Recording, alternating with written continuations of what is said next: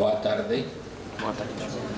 Eu non fala moito ben portugués, leio correctamente, falar me cuesta un pouco, e falaría portuñol, pero un acto académico como este creo que voy a hablar en español, despacio, devagar, y todas las diapositivas, los slides, están en portugués. Entonces así supongo que me haré, así supongo que entenderán ustedes lo que les voy a explicar.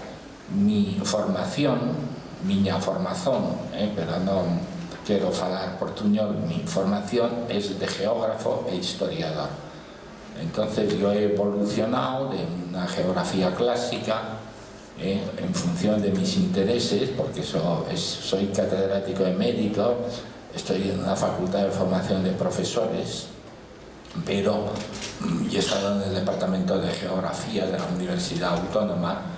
Entonces ha ido evolucionando mi línea investigadora desde una geografía pura a una geografía, diríamos, un poco más aplicada a la educación. Y entonces pretendo, así lo hice constar hace prácticamente un mes en Unijuí, en el estado de Río Grande do Sul, en la Universidad Regional del Noroeste del estado de Río Grande do Sul, en un seminario, que la educación sea un instrumento de transformación de la sociedad. Entonces, pensando con esto y pensando en una visión holística de la geografía donde se integre todo, he empezado a trabajar con la geografía militar. Tengo un libro, varias publicaciones, un libro sobre la geografía militar en España, y después creo que la geopolítica es una materia que le da unidad a la geografía. Claro, ustedes no son geógrafos, pero la geografía estudia el paisaje, tanto físico como humano, como el hombre transforma el espacio. En ese sentido,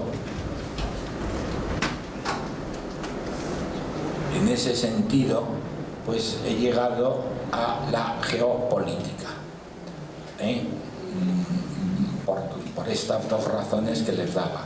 Por una, de tipo epistemológico, la visión holística de la geografía, donde pueda introducir aspectos físicos, aspectos humanos, aspectos políticos, económicos, y por otro lado, por una función que puede tener de instrumento de conocimiento de la sociedad actual, de los problemas actuales que tiene la sociedad, y ese instrumento debe ser o debe servir para una transformación de la misma. Esta es una introducción que les hago en función de mis intereses científicos. Entonces, ¿la geopolítica qué es? La geopolítica, si cogemos desde un punto de vista filológico, es geografía y es política. Política interior, política exterior. Y esa política tiene que estar incluida en un marco, diríamos, geográfico, porque si no, no se entiende. El mapa geopolítico es fundamental, porque si yo hablo de la red Echelon, de la que voy a hablar, que está tan de moda por el espionaje electrónico, yo eso lo tengo que plasmar en un mapa geográfico. Entonces, en el mundo hay actualmente y tradicionalmente, claro, desde que aparecen las clases sociales en la prehistoria, en la era de hierro, de los metales, entonces ha habido pues unos que tenían el metal y otros que no tenían el metal. Los que tenían el metal se convirtieron en los señores, los que no tenían el metal se convirtieron en los esclavos. No estoy muy de acuerdo con la división de esclavismo, feudalismo, capitalismo de la historia, porque tiene un sesgo político, político partidista, ¿no? Pero sí que eso es cierto. Entonces, la geopolítica, ¿qué es lo que estudia? Estudia la política, tanto interior y exterior, en su marco. Esta sería una definición pues muy aséptica. Yo, como geógrafo, estoy en la escuela hasta cierto punto, porque yo tengo mi propia escuela y tengo mi propio pensamiento, pero en mí ha influido mucho Yves Lacoste. Yves Lacoste tiene aquí que la geopolítica estudia las rivalidades por el poder, es el poder y la influencia de dicho poder en territorios y en sus poblaciones. Rivalidades entre poderes políticos de todo tipo, no solamente entre estados, sino también entre movimientos políticos o grupos armados.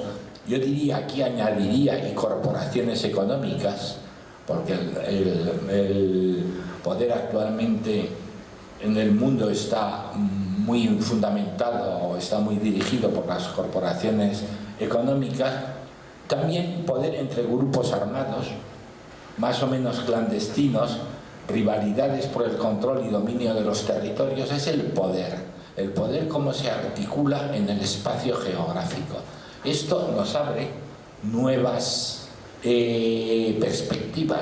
La clásica es la guerra en función de la expansión económica, y esa expansión económica determina una expansión militar y determina una política internacional. Pero también está el terrorismo, el narcotráfico, el control económico, político, religioso y cultural. Es decir, se podría hacer una geopolítica del islamismo, una geopolítica del cristianismo, se podría hacer una geopolítica del terrorismo.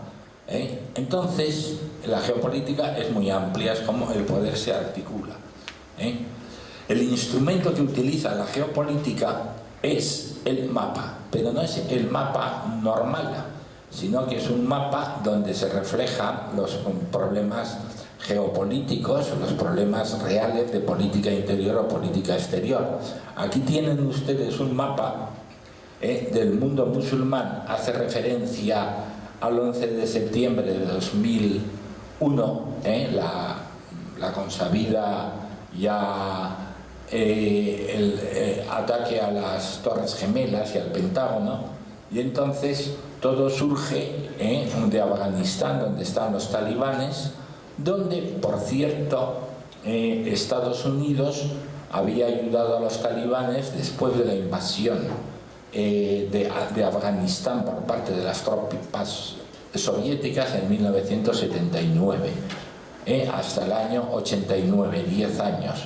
Y después Estados Unidos estuvo ayudando a Bin Laden y a todos los talibanes que luchaban dentro de la dinámica de la Guerra Fría, que luchaban contra la invasión soviética, el enfrentamiento Oriente-Occidente, diríamos, es decir, Unión Soviética y área occidental con Estados Unidos y la OTAN.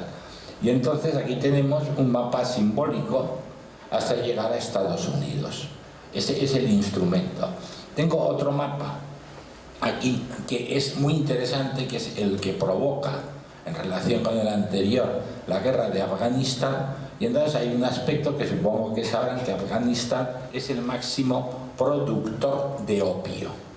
Entonces, en Asia Central tenemos, en Asia Central tenemos dos áreas. Un área que voy primero a marcar aquí, que es el Kazajstán, las 5 provincias, o no provincias, pero 5 estados que, salvo Uzbekistán, todos son productores de gas y de petróleo. Kazajstán, Kirguistán, Tayikistán, Turkmenistán y Uzbekistán. Esto formaba parte de la antigua Unión Soviética. Esta es una zona geopolíticamente, porque la geopolítica ve el hecho, cómo se ha producido y la proyección posterior de cómo puede evolucionar ese hecho. Es una zona realmente conflictiva. ¿Conflictiva por qué? Porque es inestable. La Unión Soviética dejó un hueco en el mundo geopolítico que se rige por un mecanismo, el mecanismo europeo, que explica, por ejemplo, los repartos de Polonia. en el siglo XVIII, entonces siempre tiene que haber un equilibrio, y dejó la desintegración de la Unión Soviética, dejó un hueco que fue ocupado por Estados Unidos, que ya estaba y que se convirtió, diríamos, en el polo director de la política. Ahora surge el problema del islamismo, el renacimiento de Rusia con Putin, es decir, no sabemos hacia dónde vamos a ir. Y aparte de eso, en esta zona tenemos Afganistán, y Afganistán es el máximo productor de opio del mundo. Entonces ha habido una guerra en Afganistán. En parte, los talibanes rebajaron la producción de opio, por un lado, y por otro lado, se pretendía pasar, diríamos, desde un gasoducto por Afganistán hasta Pakistán, tenía que pasar un gasoducto hasta Pakistán, y los talibanes se negaban a ello. Entonces aquí tenemos pues el mapa geopolítico, que no es el mapa geográfico tradicional que conocemos en la escuela, con estas dos áreas. Por un lado, productores de petróleo que pretenden que las grandes corporaciones, que evidentemente son occidentales, pretenden construir un gasoducto, un oleoducto desde estas provincias, y por otro lado, hasta Pakistán, y los talibán, mejor dicho, los talibán se oponen a ello, y por otro lado el gran mercado, que aquí tienen las flechas, por un lado va hacia Ankara y hacia Europa con todas estas flechas, por otro lado va hacia China, por otro lado va hacia la India, el gran mercado del opio. Entonces, a estos países que estamos viendo, y muchos más que podríamos poner ejemplos, hay un poder que está dirigiendo. El poder de las grandes corporaciones que se dedican a la obtención del gas y del petróleo, o el poder de los productores de opio.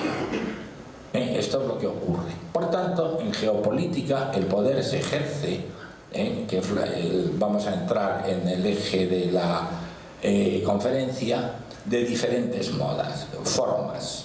Primero, desde un dominio militar y económico de los espacios geográficos. Es la geopolítica que yo llamo orgánica, y vamos a ver por qué es orgánica, y que se basa en el control y en el dominio militar. En otro sentido, por el control cibernético de los espacios económicos y financieros. El espacio geográfico ha sido complementado, yo no diría sustituido, complementado por el ciberespacio. Y por otro lado, por el control mental de los grupos sociales. Y estos dominios y controles vulneran evidentemente los derechos humanos.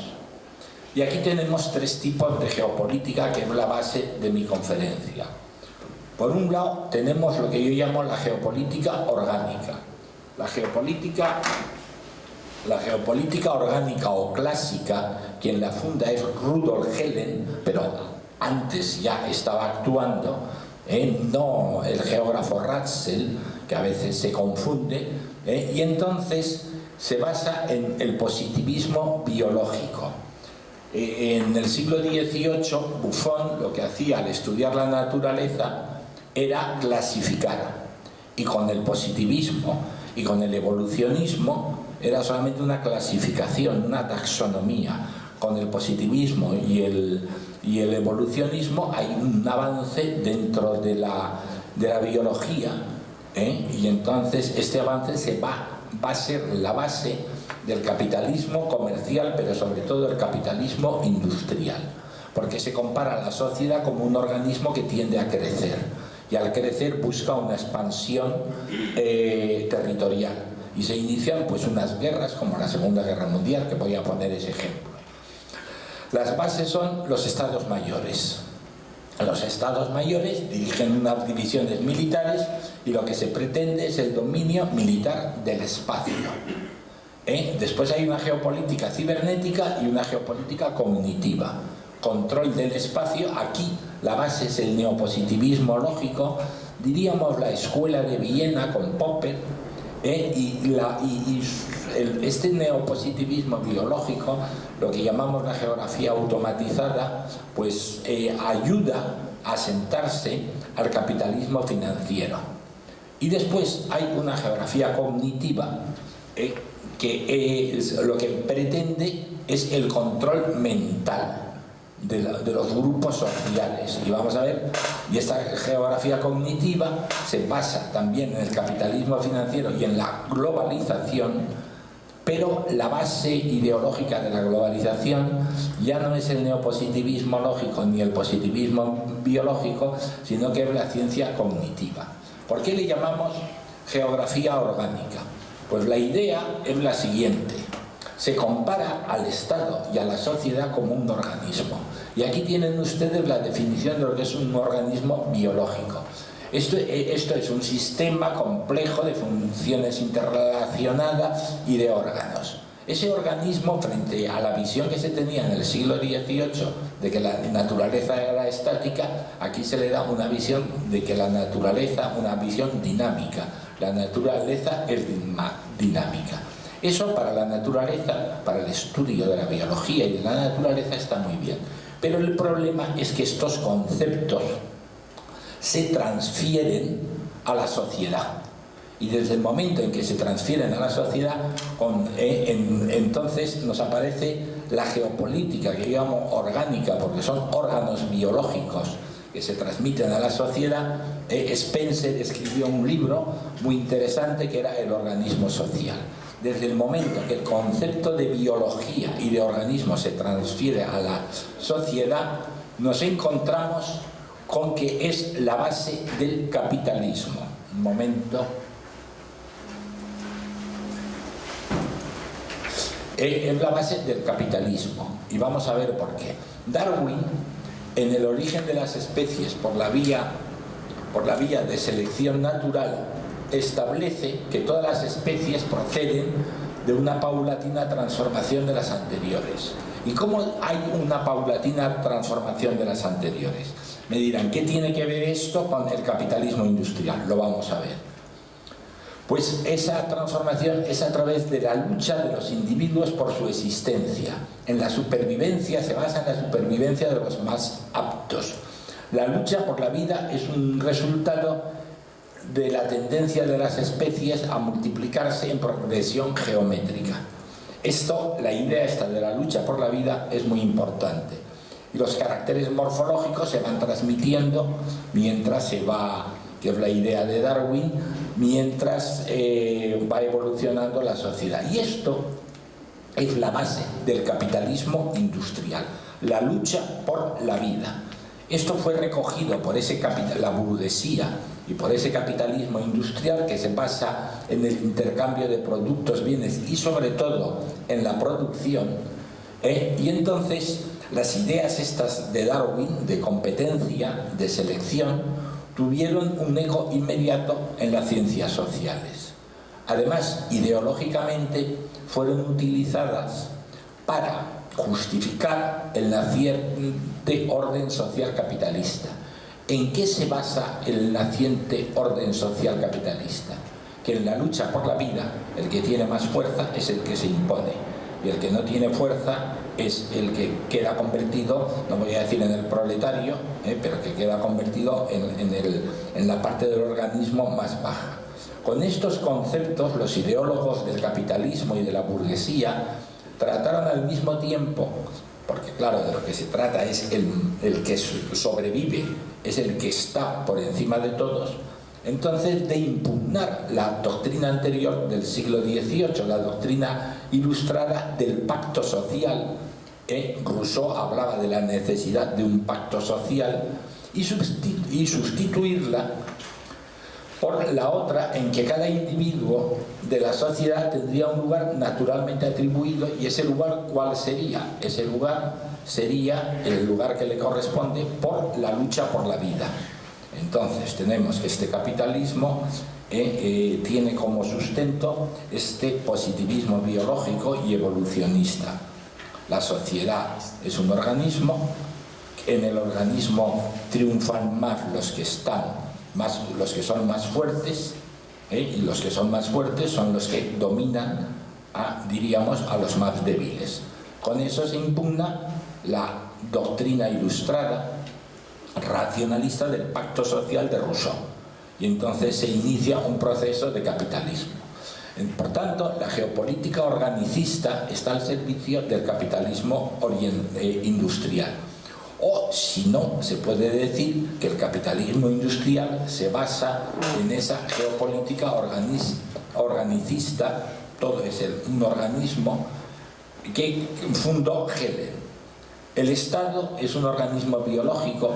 El Estado, yo diría, y la sociedad, y parte de la sociedad, es un organismo biológico, un ser vital supraindividual que se desenvuelve en un espacio en el que nace, crece y muere, cercado por luchas y conflictos biológicos, dominados por dos principios: el medio y la raza.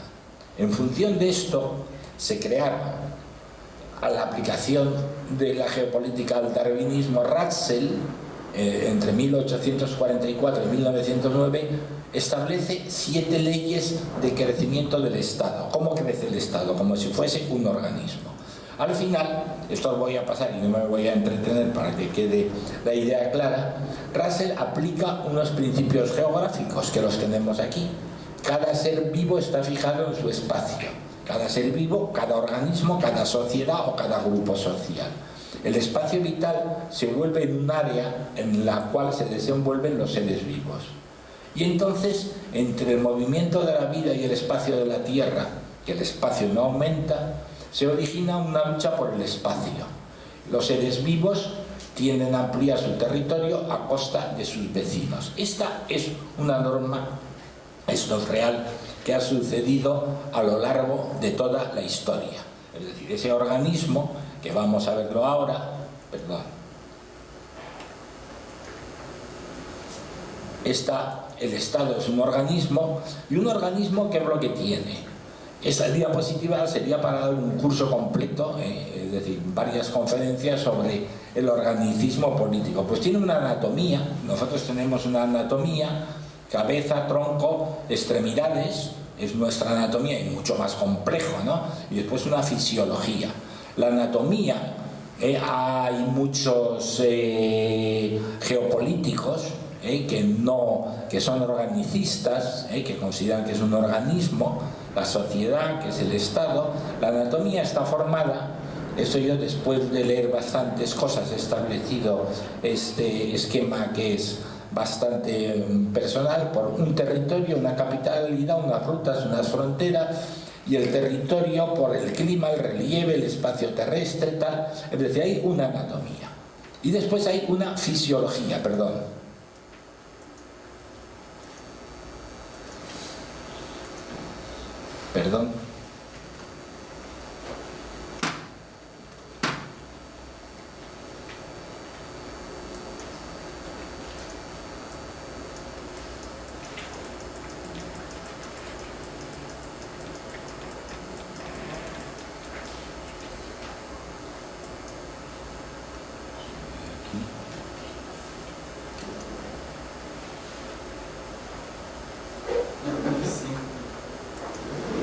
Y después hay una fisiología, y esa fisiología, la función más importante fisiológica es el crecimiento, y dentro de la fisiología está la expansión territorial. Y esta expansión territorial es, desde un punto de vista orgánico, es un organismo, es la que nos va a explicar, por ejemplo, el capitalismo comercial y el capitalismo industrial. Aquí tenemos los pueblos ibéricos, España y Portugal, donde están situados. Hay una corriente que atraviesa la península, que es muy importante, que es norte-sur, y después hay otra corriente centroatlántica y mediterránea. Y esta centroatlántica y mediterránea adquiere gran importancia con la construcción del canal de Panamá y el canal de Suez. Estos pueblos, en un momento, así es como explica Ortega y Gasset, tuvieron una gran potencia biológica. ¿Y qué es lo que hace? Pues aprovechando el anticiclón de las Azores, aquí hay que explicar los hechos en función de los hechos geopolíticos, de los hechos geográficos. El anticiclón de las Azores está entre Europa meridional y Estados Unidos, o América y las Antillas. Entonces el viento, en función de la fuerza geostrófica y la ley de Coriolis, en eso no me meto, la idea es que sale siguiendo los anticiclones, siguiendo las manecillas del reloj, en un anticiclón en el hemisferio norte. Pues Cristóbal Colón cogió este viento, que es el alisio, y llegó hasta las Antillas. Y después, ¿qué es lo que hizo para retornar? Pues cuando el anticiclón, que tiene un movimiento, se desplaza hacia el sur, porque es un anticiclón de aire caliente que se sitúa en verano frente a España o frente a Europa occidental, y en invierno se retira, entonces cogió el flanco superior, por aquí sale el viento y por aquí sale y lleva esta dirección como las manecillas del reloj, y volvió. Y entonces, ¿qué es lo que se da? Pues se da una expansión, pero esa expansión hay que explicarla siempre en función, yo esto lo estoy haciendo muy rápidamente, de los grandes grupos de presión en este caso, otras veces en función del tipo de suelo, otras veces en función de la riqueza del tipo del subsuelo, y entonces se inicia un proceso. Y que es de los pueblos ibéricos, de España y Portugal.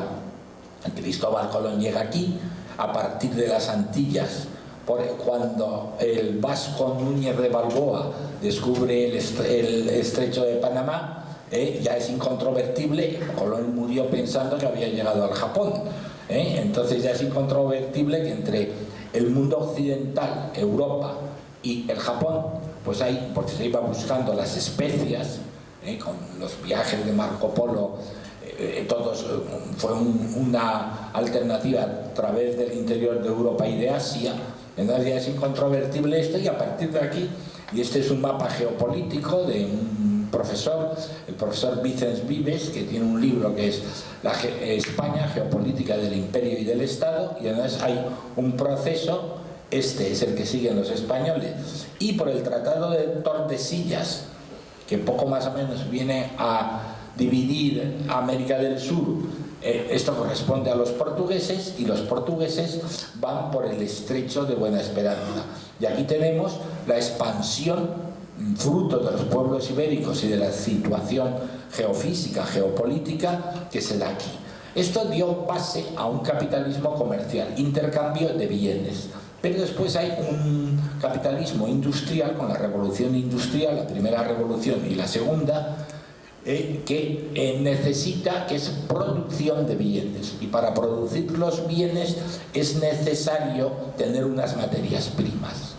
Si se leen los documentos que aparecen en el siglo, los documentos que aparecen en el siglo XIX, en 1884-85, se reparte África, se habla lo mismo que después, en el año 30 o 35, 39, 45, hablaba el nacionalsocialismo en Alemania. Hay una sociedad superior, que es la europea, que se tiene que repartir África. En África solamente Abisinia y Liberia eran estados independientes. Lo demás eran imperios africanos que se reparten. Ese es el problema que tiene África. Yo tengo un libro que está en imprenta, va a salir y lo voy a regalar aquí, El mundo hace crack, y digo que el problema es que, fíjense aquí, esta frontera según los meridianos, esta frontera según los paralelos, se divide África geométricamente y se rompen los imperios africanos. Ese es el problema que tiene África, y por eso hay esas luchas tribales. Después, otro proceso, por poner otro ejemplo, de expansión, de guerra, eso que decíamos, pues es la expansión alemana después del Tratado de Versalles, que Wilson ya decía que había que ayudar a Alemania a democratizarla, y no se ayudó a democratizarla. Entonces se llega a la Segunda Guerra Mundial, y ahora vamos a ver prácticamente toda Europa, salvo Suecia, Gran Bretaña, Irlanda, Suiza, España y Portugal, y España mandó una división, que fue la División Azul, a luchar contra los comunistas, porque la idea de Franco es idea del comunismo, estuvo dominada totalmente por Alemania. Alemania, esta es una lucha entre países capitalistas. Alemania tiene una visión germanista. Helen, que es el padre de la geopolítica, dice: hay que, frente a los principios del capitalismo liberal, Alemania practica un capitalismo totalitario. Frente a la libertad, igualdad y fraternidad, hay que establecer orden, justicia y fraternidad. Y la fraternidad de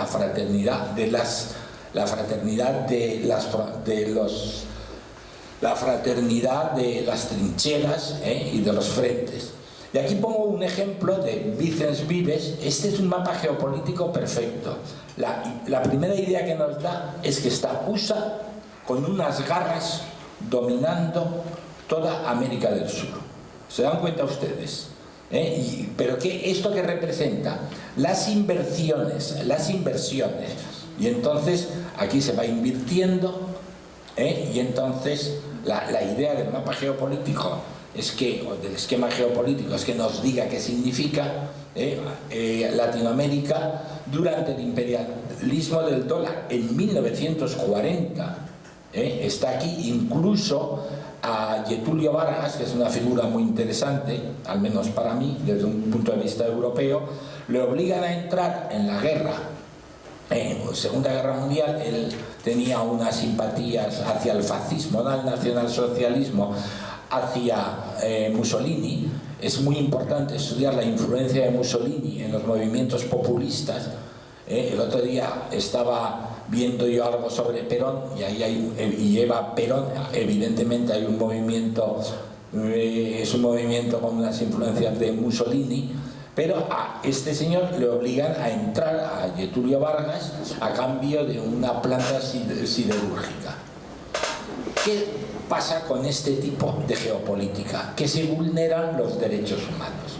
Yo creo que estas dos diapositivas se ve claramente que pertenecen al capitalismo comercial, y estas dos pertenecen a los inicios del capitalismo, el capitalismo industrial, niños trabajando y obreros. Entonces, la geopolítica orgánica que se practica actualmente en algunas zonas, la guerra del Golfo, es decir, las dos guerras del Golfo, la guerra de Afganistán, se está implementando con la geopolítica cibernética.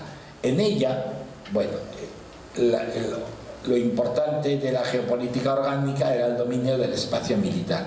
En ella los estados mayores son sustituidos por unas instituciones: Fondo Monetario Internacional, Banco Mundial, Banco Central Europeo. Las divisiones militares son sustituidas por redes de operadores, y lo que se pretende es el control cibernético. Debajo de esto que está lo que se llama el neopositivismo lógico. Ese neopositivismo lógico es el positivismo y la geografía automatizada del grupo de Popper en Viena. Es una de las fuentes. Y entonces el ciberespacio, aquí tenemos que cambiar el espacio geográfico por un espacio que está en función del desarrollo de las técnicas de información y servicio. Es un nuevo espacio social múltiple de realidad virtual, compuesto por una matriz de datos que, al estar conectados a nivel mundial, hacen que el internauta interrelacione su circunstancia personal con la de otros en este espacio múltiple. Y este espacio es dominado por quien tiene el poder, el gobierno y el control de la web. Y así tenemos una sociedad globalizada. A esta sociedad globalizada le corresponde un control económico y cibernético del espacio. Hay crisis de deuda pública. ¿En qué se basa? Lo tienen ustedes ahí redactado. Hay corporaciones que compran y venden deuda un día compran, otro día venden, y entonces con eso pueden hundir a un país. Los grandes financieros son los agentes que mueven el mundo financiero mundial, ayudados por las técnicas de información y comunicación. Es decir, son pocos los expertos que saben manejar en su propio beneficio el flujo de monedas. Una sola palabra de ellos puede hacer bajar la bolsa y provocar una crisis. Y todo esto está dirigido, ¿por qué? Por una serie de grupos reducidos, que concentran en sus manos un gran poder que ningún gobierno tiene. Hay un autor, un sociólogo uruguayo, Eduardo Gudinas, que yo no lo voy a poner aquí, que tiene un esquema de geografías fragmentadas, y entonces se ve perfectamente cómo el Estado se convierte en anoréxico frente a las grandes corporaciones económicas y corporaciones mundiales. ¿Qué instituciones ejercen el control de ese espacio cibernético? En 1944 se refunda el capitalismo en la conferencia de Bretton Woods y aparece unas instituciones que están actualmente, el Fondo Monetario Internacional, antes de acabar la Segunda Guerra Mundial, cuando ya se veía que Alemania y el Eje iban a perder la guerra. El Fondo Monetario Internacional y el Banco Mundial de Comercio, y el Banco Mundial. Después la Organización Mundial de Comercio se intentó sacarla adelante, pero no se crea hasta 1995. Con la Unión Europea aparece el Banco Central Europeo. Pero junto a estas instituciones públicas, que son las que están controlando el poder, hay unas instituciones privadas. Para mí, la más importante es la trilateral, fundada en 1973. Y fíjense, después está el Consejo, la trilateral, el Consejo de Relaciones Internacionales y el Club Bilderberg, que están a ambos lados de la misma, según un esquema que les voy a poner. Rockefeller dijo que se trata de sustituir la autodeterminación nacional que se practicó durante siglos por la soberanía de una élite de técnicos y de financieros mundiales.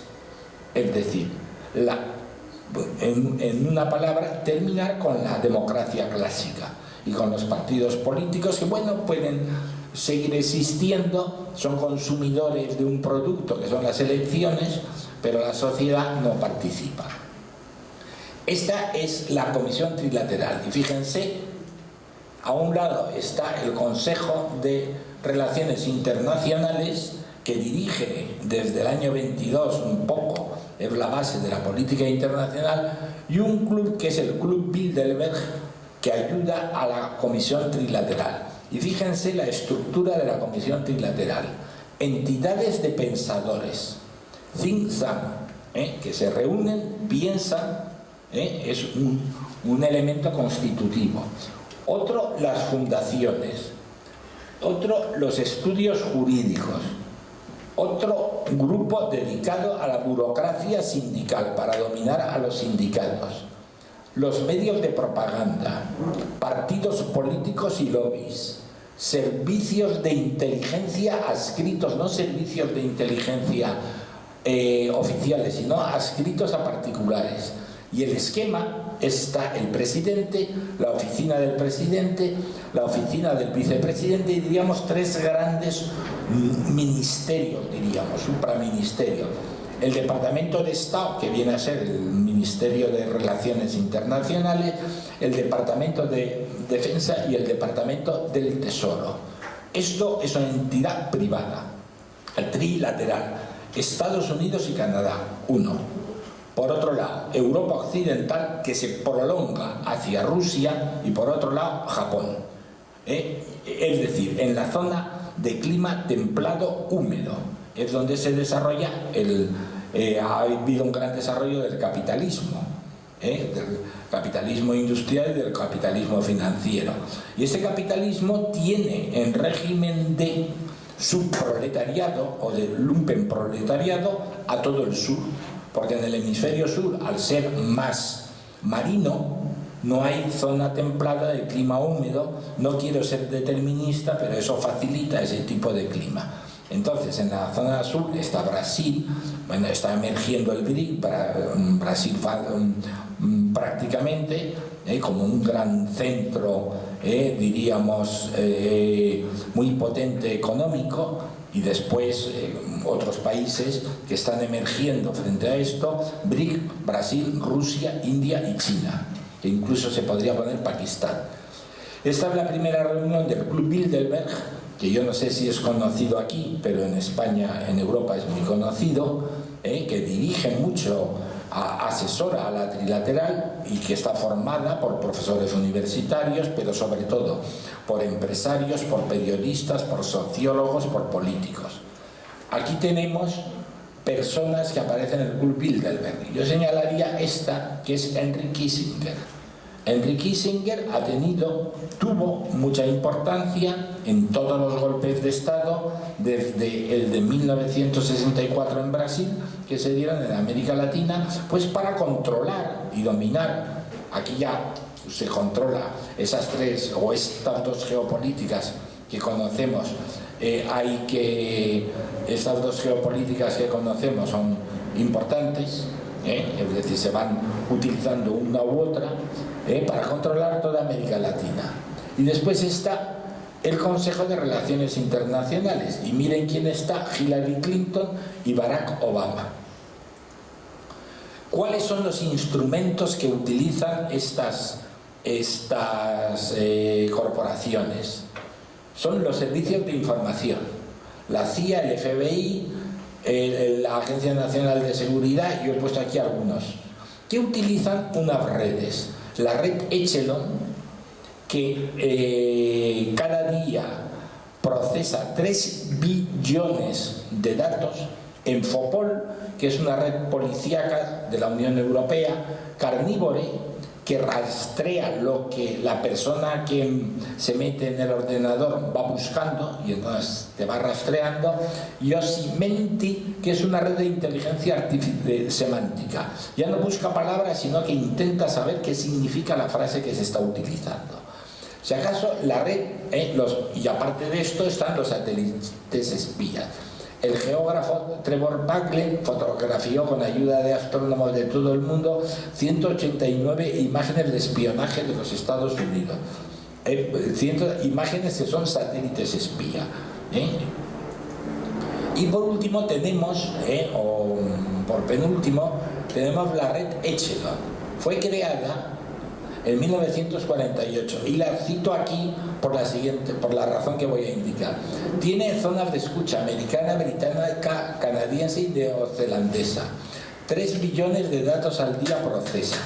Y esta red, que está desde 1948, que desde 1989 con la caída del muro de Berlín y 1989, 90 y 91 con la destrucción, desmembración de la red de la Unión Soviética, tiene 5 zonas de escucha.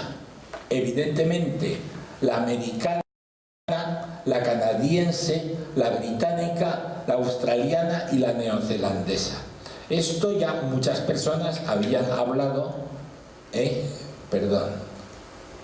muchas personas, esto está sacado de un libro publicado en Francia de Yves Lacoste, y entonces me llamó la atención, estando yo impartiendo un seminario en Uniyui, en el estado de Río Grande do Sul, que la presidenta del gobierno, la presidenta de la República brasileña, Dilma Rousseff, dijo que, y lo recogí, lo tengo en una diapositiva que no he puesto aquí para no alargar esto, que el espionaje de Brasil llegaba a América, a Estados Unidos, a Canadá, a Gran Bretaña, a Nueva Zelanda y a Australia. Eso ya se sabía.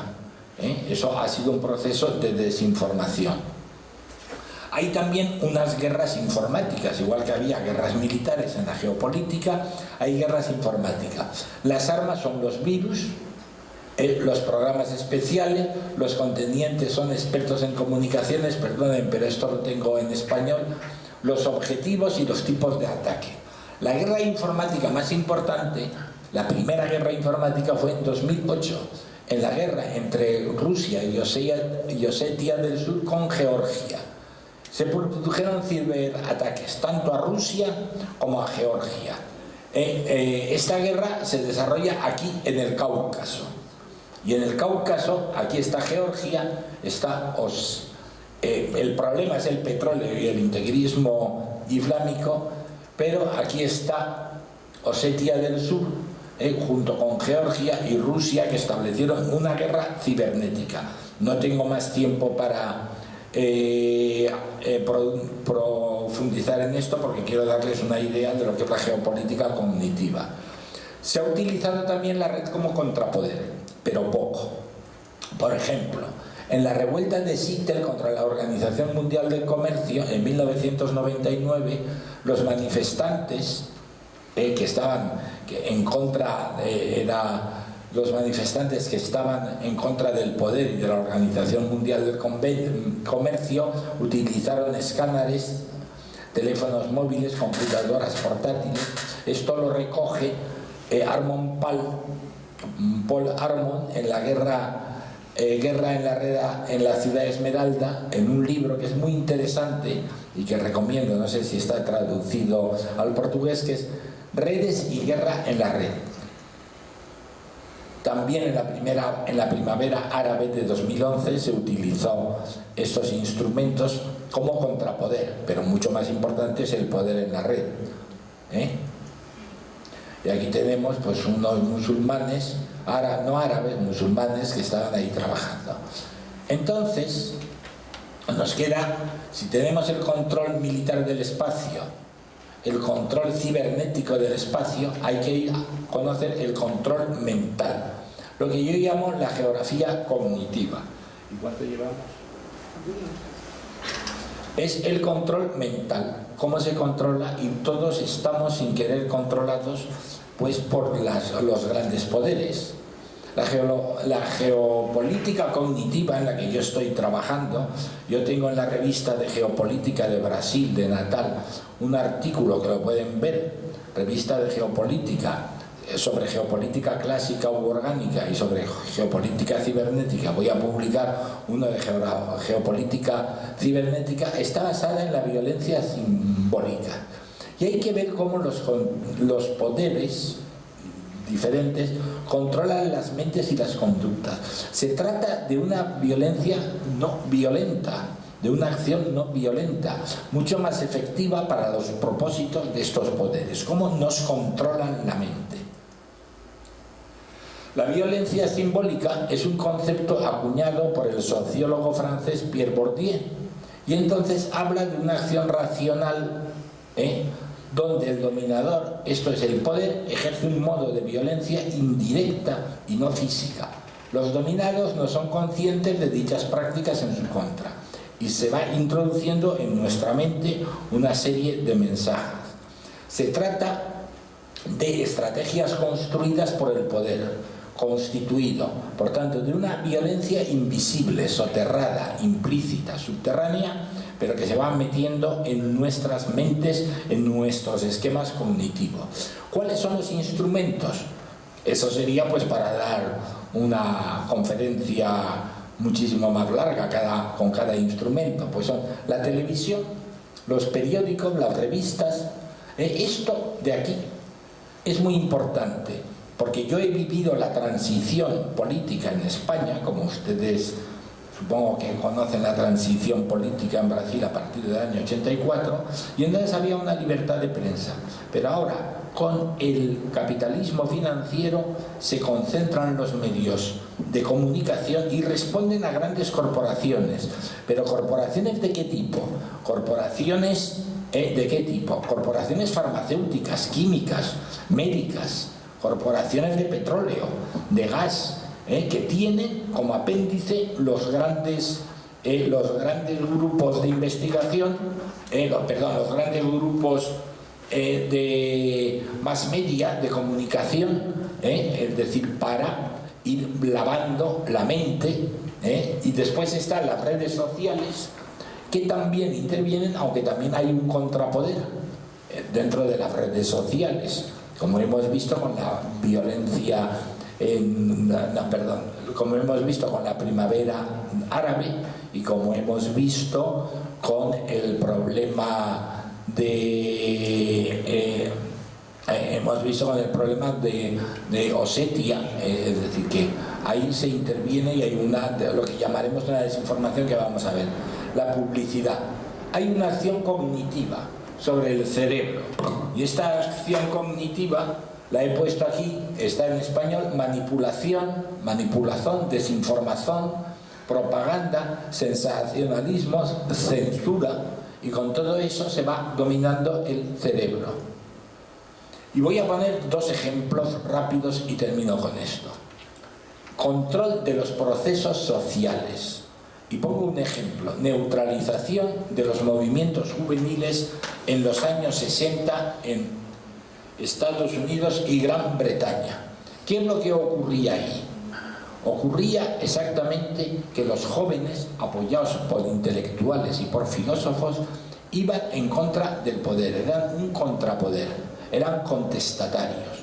Entonces Estados Unidos lo que no podía hacer era practicar una violencia física contra ellos, porque la Unión Soviética hubiese dicho que ustedes que claman por los derechos humanos están exactamente actuando violentamente contra estos grupos que consideran subversivos. Entonces, ¿qué se hizo? Pues las formas se practicó la violencia cognitiva, las formas de actuación no violentas sino simbólicas, dirigidas a controlar mentalmente los movimientos juveniles. ¿Para qué? Para modificar sus pautas comportamentales. Y entonces se introdujeron, no violentamente, sino simbólicamente, subterráneamente diríamos, muy sibilinamente, tres nuevos elementos.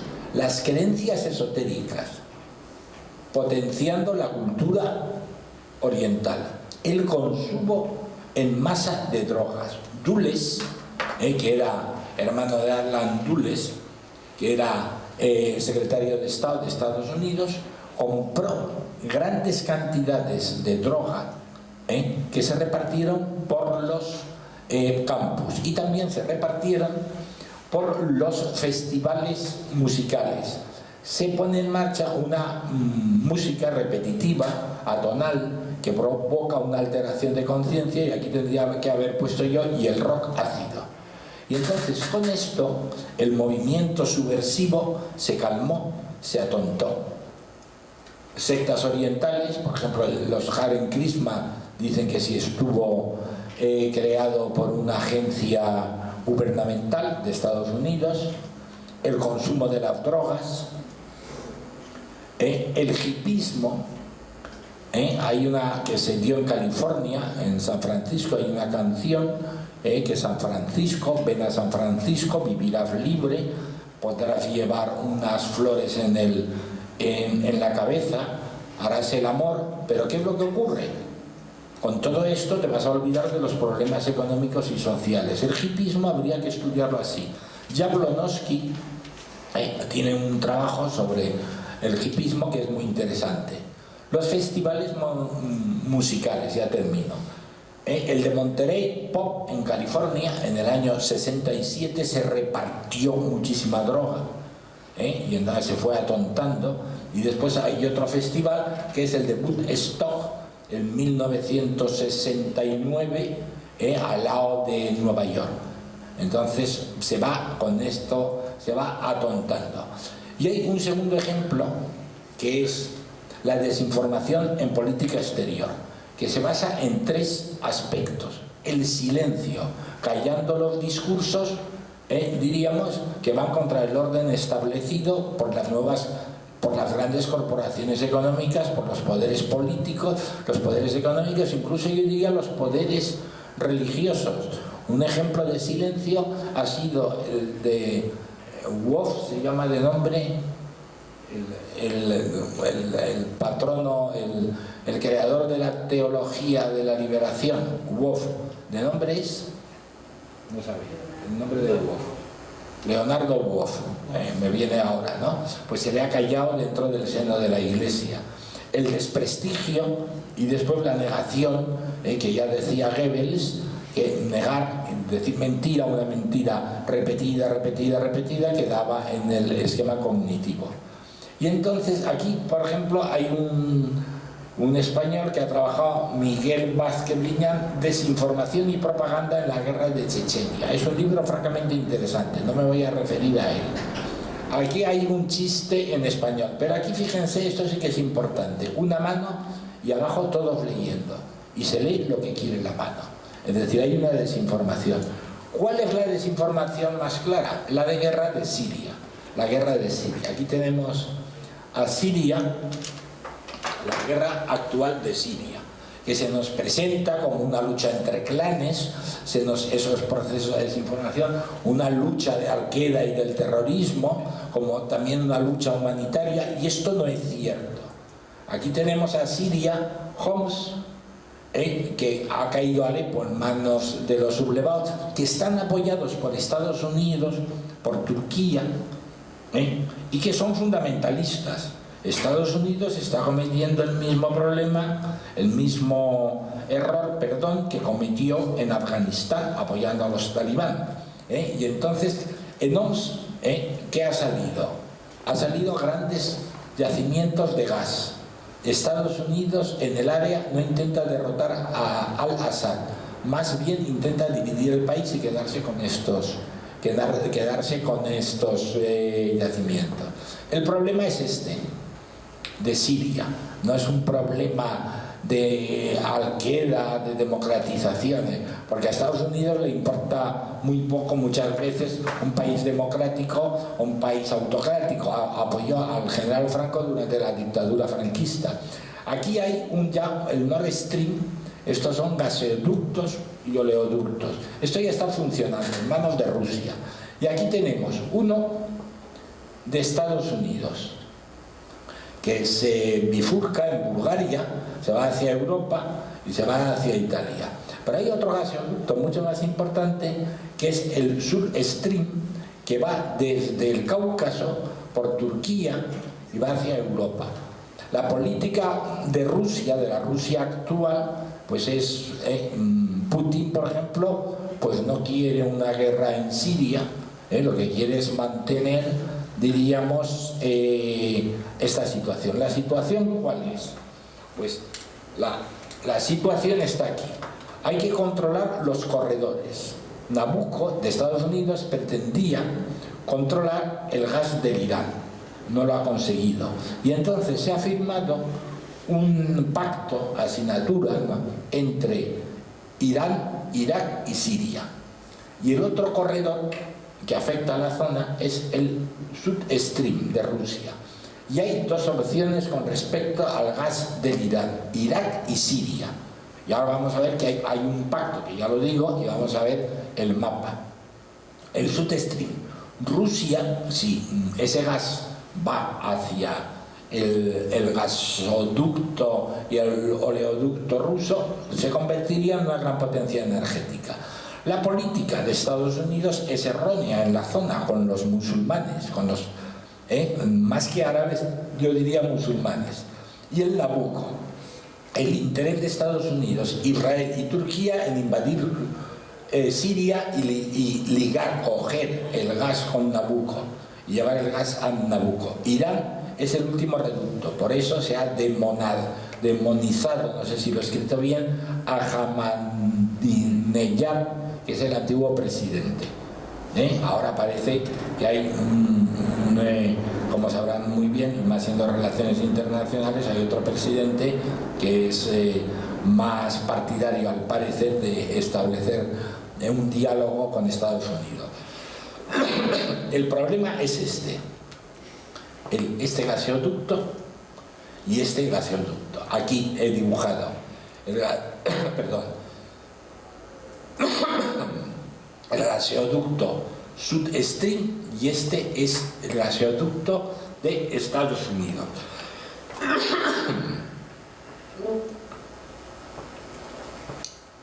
Por tanto, Estados Unidos tiene un gran interés en controlar la zona, y el problema, la desinformación, lucha contra el terrorismo, guerras humanitarias, conflicto étnico religioso. Esto no es real, porque cuando vemos, perdonen ustedes que me ha dado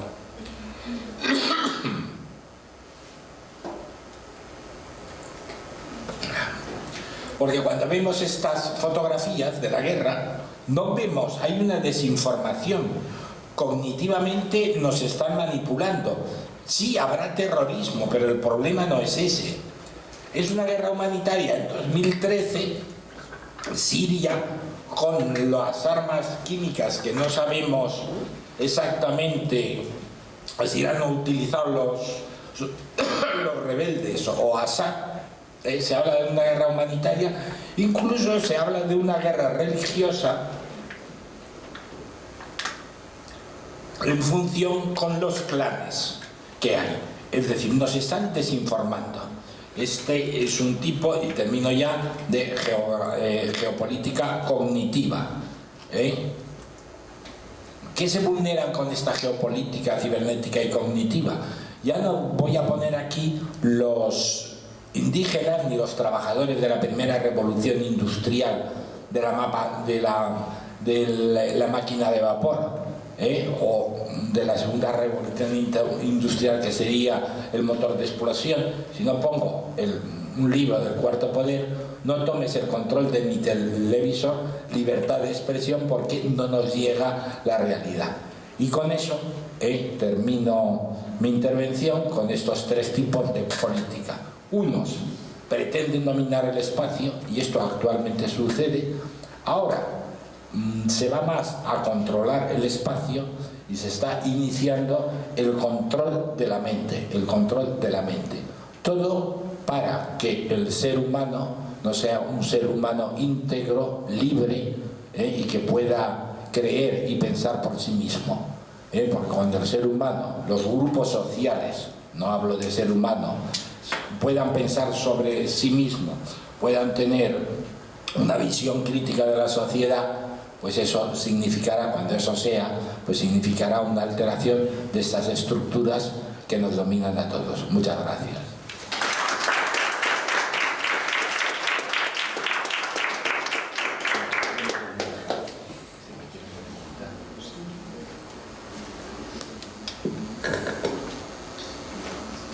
Agradecer a conferência, foi de altíssimo nível, e passar a palavra ao público para alguém que queira realizar alguma pergunta para o Clemente.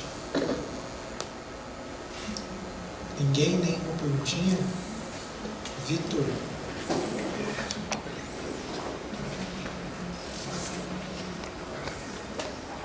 Bueno, primero me gustaría decir felicitaciones por su excelente exposición, congratularle y pedir ya con antelación perdón por mi español, que no domino tan bien. Pues yo quiero pedir perdón sobre todo por mi brasileño, que no sé si me han entendido, y si con más perdón tengo yo que pedir que usted.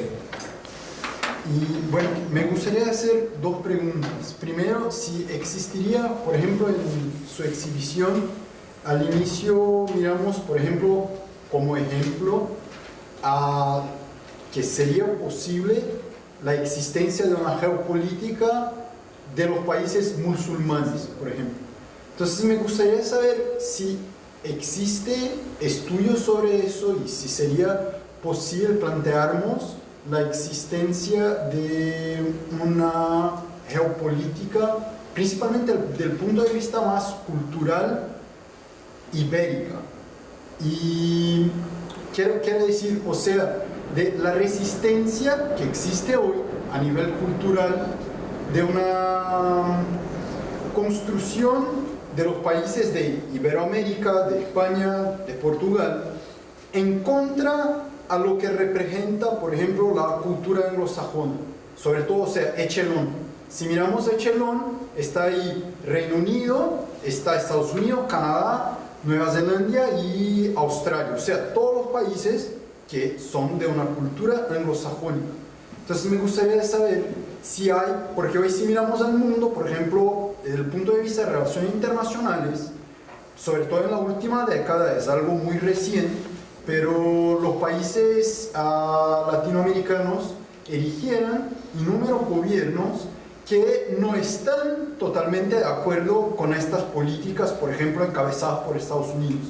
Entonces esa sería mi primera pregunta, si podríamos saber si existe o no una geopolítica ibérica, ¿no?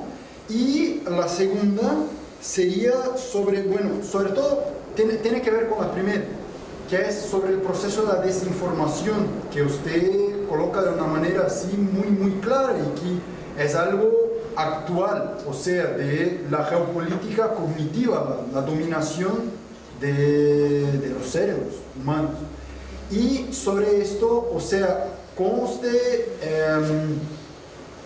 entiende la actitud de parte de los gobiernos de Latinoamérica que intentaran o tienen intentos de democratización de la prensa? Por ejemplo, ahora miramos en Argentina todo el esfuerzo que está haciendo el gobierno de Cristina en contra de la concentración del grupo Clarín, y también, bueno, hubo otros casos en Ecuador, otros países de Sudamérica, y aparte que, por ejemplo, la prensa brasileña, que es todavía muy concentrada, y todas las veces, o sea, cuando miramos, por ejemplo, un periódico, o mismo el grupo de Globo, TV Globo, siempre cuando van a hacer un reportaje sobre Clarín, sobre Argentina, sobre la democratización de la prensa, ya lo plantean como, bueno, en Argentina hay una dictadura.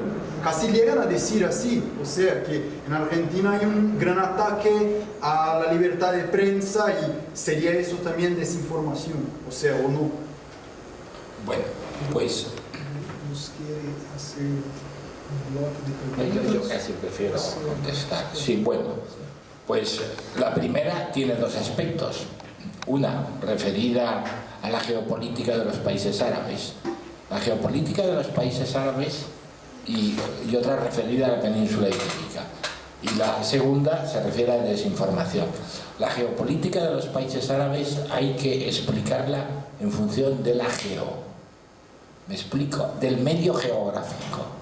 Si nosotros estos aspectos que estudiamos los sacamos del medio geográfico, no lo entendemos. Me voy a remontar a Mahoma. Mahoma era una persona ilustrada, no un ilustrado del siglo XVIII, porque se daba cuenta que si se comía tocino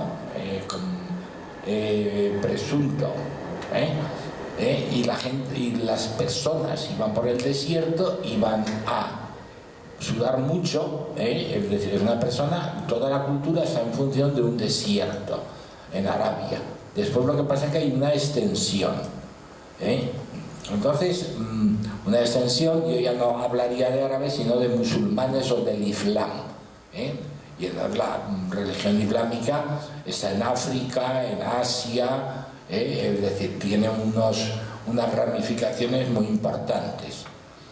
Estudiar el problema geopolítico, quien lo ha estudiado, ahora no le puedo decir, pero si quiere se lo mando, quien ha estudiado el problema geopolítico, donde se ha estudiado es en la revista Heródoto, que dirige Yves Lacoste, que es un geógrafo radical, y que piensa que la geografía es un arma para la guerra. Tiene un libro que se titula así, que es un libro muy flojo, porque su pensamiento está mucho mejor desarrollado en las ciencias sociales, una historia de la filosofía de Châtelet, y ahí hay una serie de números dedicados al problema del islamismo. Heródoto, se pone Heródoto en Google y sale. Entonces ahí hay que meterlo, porque el Islam no se entiende mucho si es fuera de su ámbito, no se entiende mucho si es fuera de su ámbito. Geopolítica ibérica. La geopolítica ibérica tiene un problema. Un problema es que la geopolítica en España y en Portugal, que han tenido un desarrollo muy parecido, con dictaduras, la de Salazar hasta la Revolución del 74, la de Franco, mantenida por Estados Unidos. En este caso no le interesaba la democratización, sino la situación estratégica de España, Y hay aspectos muy curiosos, es decir, Carrero Blanco, que era un almirante muy franquista, voló porque se negó, voló y lo mataron, pero 3 meses antes se había negado a que en la guerra de Yom Kippur se abasteciese la aviación americana en España, porque España tiene siempre una política tradicional con los árabes. Al cabo de 3 meses voló. Yo no establezco relación, solamente lo indico. La geopolítica, lo que pasa que cuando la geopolítica en la península ibérica y la relación con Latinoamérica, primero vamos a ver la geopolítica. La geopolítica lamentablemente se constituye como un arma de propaganda del Estado Nacional Socialista. Eso no del fascista de Mussolini, sino del nacional socialista. Helen es el creador de la geopolítica. Después el partido nazi, el número 3 del partido nazi, Karl Haushofer, que murió en la cárcel por Hitler en 1945, decían que es el que crea una escuela de Heidelberg-Múnich, que es una escuela que lo que pretende es la expansión, justificar la expansión territorial de Alemania. ¿Y quién justifica la expansión territorial de Europa cuando se reparte África? Pues lo justifica ese positivismo biológico, que fue un poco más o menos lo mismo, pero claro, el nazismo cometió una serie de crímenes brutales. Entonces, Franco y Salazar más relacionado con Inglaterra, pero con Churchill. Y Churchill era un gobernante que luchó contra Alemania, pero era muy conservador, muy conservador. Es el que ayudó a Franco a mantenerse como Eisenhower cuando viene a España.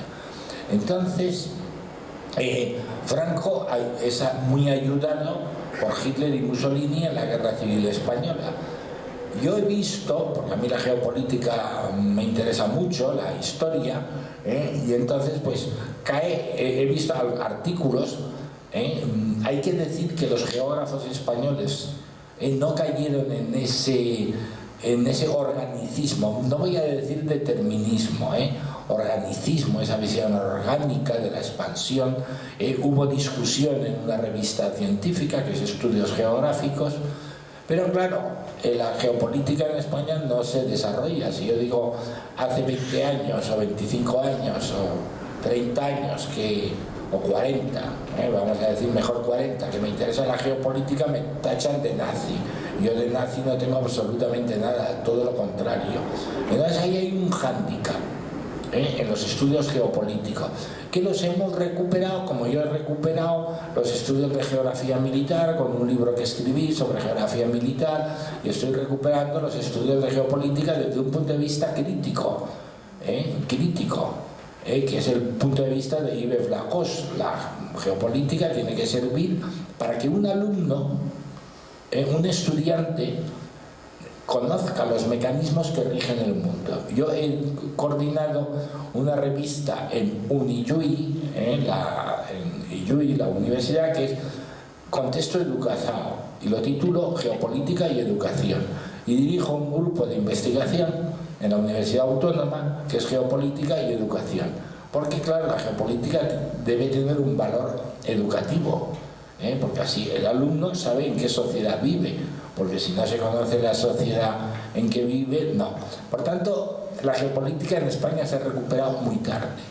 La proyección de España hacia América, yo creo que es importantísima, pero España ha estado viviendo en una tutela desde Westfalia, la guerra de los 30 años, después está Utrecht, cuando nos quitan lo de Gibraltar, que eso tiene un valor simbólico. El otro día en un mate papo en Porto Alegre lo dije, digo, a lo mejor no me dejan entrar en España porque eso tiene un valor simbólico, es decir, que no tiene, hombre, no es lógico que en el siglo XIX haya una colonia así de ese tipo, ¿no? Pero eso es el expansionismo geográfico, ¿no?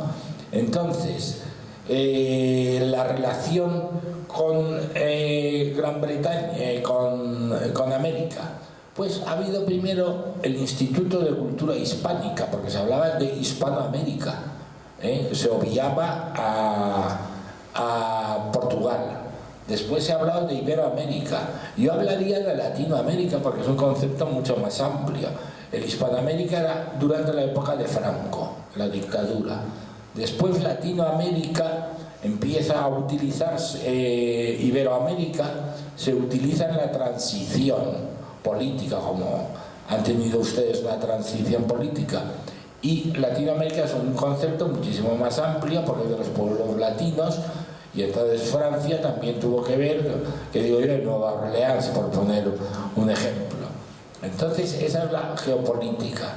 ¿Qué posibilidades hay de crear, diríamos, un bloque o una unión de los países latinoamericanos, iberoamericanos, de España, Portugal, algo de Francia? Porque Francia tuvo que ver, dejamos a los anglosajones a un lado. Pues en este mundo globalizado, y con esa diapositiva que he puesto yo rápidamente, que salía que todo está globalizado, y dirigido por un polo, porque es un polo que son Estados Unidos. Yo no me meto con el estadounidense, incluso ni con las empresas estadounidenses, pero esto es una realidad. Entonces pues hay muy poca, porque nosotros tuvimos primero, les decía, el protectorado británico en España. Para luchar contra Napoleón nos ayudó Gran Bretaña, y después a partir del 45 tenemos el protectorado de Estados Unidos, y del 46-47, y en el 53 firmamos que nos mandan grandes bidones con leche en polvo y a cambio les damos unas bases americanas. Pero esas bases se dieron en la época de Franco y se han dado en noviembre de 2011, estando el Partido Socialista Obrero Español en el poder, se firma el escudo antimisiles y se pone en Rota, que esto es un hecho, no voy a decir que es una barbaridad, es un hecho. Entonces, en este mundo globalizado, dirigido, diríamos, en este momento por, no voy a decir un amo, el dueño, pero por un grupo que estaría muy, esa trilateral, pongamos por ejemplo, no voy a decir Estados Unidos porque eso no sería así, sino por esa trilateral que está dirigiendo, pues entonces yo creo que no hay mucha posibilidad. La única posibilidad es que se den movimientos populistas en Latinoamérica, aunque claro, el populismo también tiene sus problemas, es decir, yo a Hugo Chávez no lo critico, pero eso de decir, esa finca que se expropiese, tampoco habrá que tener una racionalidad para cambiar las cosas, es decir, tener un plan. Entonces yo creo que pocas posibilidades. Si acaso la posibilidad la tiene Brasil. Yo he oído a un profesor que se llama de apellido Martín, ahora no recuerdo el nombre, que es geopolítico y que está en la USPI. André Martín, exacto. Y entonces pues nos hizo una proyección geográfica francamente interesante. Yo di la conferencia inaugural en 2012 en el Congreso de Geopolítica y Diplomacia en Natal. Y entonces es verdad que Brasil, y yo creo que más que España, es decir, es Brasil el que tiene, y claro, Brasil tiene los problemas económicos porque aquí hay unas redes y no se puede decir fuera las redes, pero Brasil es el que evolucionando, reformando, es el que tiene una gran posibilidad de establecer, porque es el núcleo más importante de Latinoamérica, Brasil, y la forma que tiene, la forma geográfica, no se ha separado. Yo he estudiado la guerra de los farropilos, que me ha interesado. Entonces Brasil es el país que tiene más posibilidad de pilotar algo de tipo latinoamericano. Además le digo que en España, y esto ya es bajar a un nivel, a una escala nacional, porque no he hablado de las escalas porque no me ha dado tiempo, España en este momento tiene tal crisis institucional desde la jefatura del Estado. La hija del jefe del Estado, una infanta, Cristina, me parece que se llama, va a ser imputada. Porque el problema es que su marido no es el Instituto NOS, no es eso. Es una fundación para niños enfermos de cáncer. Y de ahí han sacado el dinero. Y eso no se atreve la prensa a decirlo porque se hunde. Entonces España no, yo en este momento no veo, ni en momentos anteriores, porque el anterior presidente que estaba con otro gobierno, pues firma el escudo antimisiles.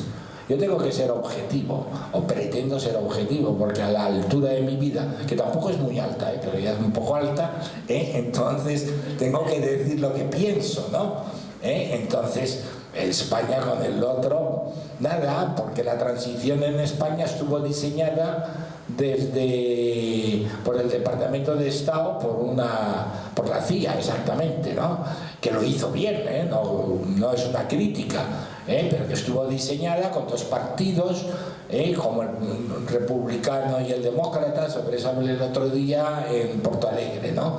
Es decir, Brasil es la potencia que más puede, de Latinoamérica. Después está Argentina, está para mí Brasil, Argentina, pues fíjense por dónde, Bolivia, con ese movimiento indigenista, Venezuela con Hugo Chávez, que habría que ponerlo en su sitio. Ignacio Ramonet dice que no hay que ver en el demonio, que es un periodista que dirige el Atlas Geopolítico, que es un atlas francamente bueno. Pues entonces, pero yo creo que es Brasil, y claro, Brasil no puede romper lazos comerciales con Estados Unidos, ni con la trilateral, pero poco a poco se debe ir transformando, es la única posibilidad, porque claro, Helen decía que los estados nacen, mueren y nacen, crecen y mueren. Entonces eso ha pasado con el Imperio Romano, nació, creció y murió. Entonces eso va a pasar pues con todos los grupos políticos. No quiero decir que pasó con la Unión Soviética, nació, creció y murió. Entonces, por ahí es por donde yo veo una solución. No sé si le he contestado. ¿Alguna pregunta más?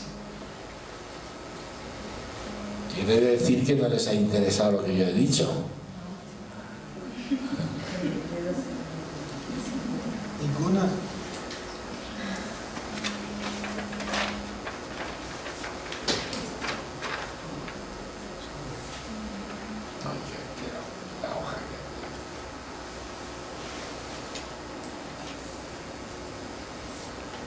Finalizo.